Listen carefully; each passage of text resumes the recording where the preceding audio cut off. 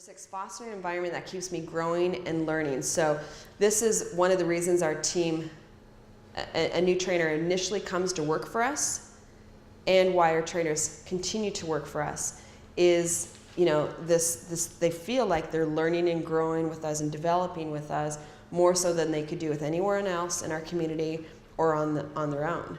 And if you can remember that, the minute your trainers stop learning and growing and developing is the minute they start looking elsewhere for opportunities. So you've always got to keep them stimulated and always keep them on the cutting edge. And that's why we bring in guest presenters and why we do courses and why I'm always forwarding them cool new exercises, or I'm always looking for like something through ID or PT on the net or something on YouTube. Hey guys, check this out. You know, so they always know that, you know, it's always about continuing education and growth and development.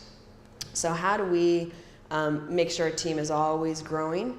One thing we do as a business model is we have monthly group meetings. So next Friday we have a team meeting here. So from 7 to 9 we'll all be meeting here, and we'll be sharing business information, practical stuff, team development stuff, customer service stuff, sales stuff, so that as a team we're on the same page. And we have a very high attendance record. Very rarely does someone miss the meeting, and here's how I get high attendance. First off, you can see I give the schedule a year in advance. So like in November of 2009, my team had the whole schedule of team meetings for 2010, so they could schedule their lives around those meetings. Yeah, once a month we meet. Mm-hmm. Yeah, I attend all the meetings, yeah.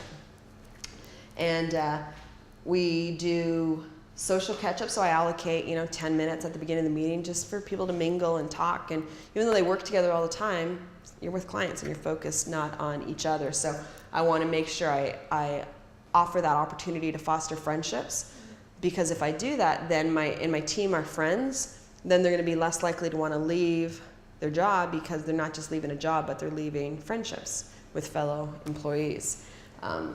We have an agenda that includes business, practical, educational information, and then always have food. I find this is, if you go to meetings where there's no food and the manager just tells you what you're not doing right, why would anyone want to come, right? But if you focus on like really cool, interesting stuff that they're going to learn and they're going to, find interesting, then people are going to be more likely to come. So you want to think about, in terms of your agenda, and never ever have meetings where it's like you're telling people what they're doing wrong, and because no one is ever going to want to show up to a meeting like that.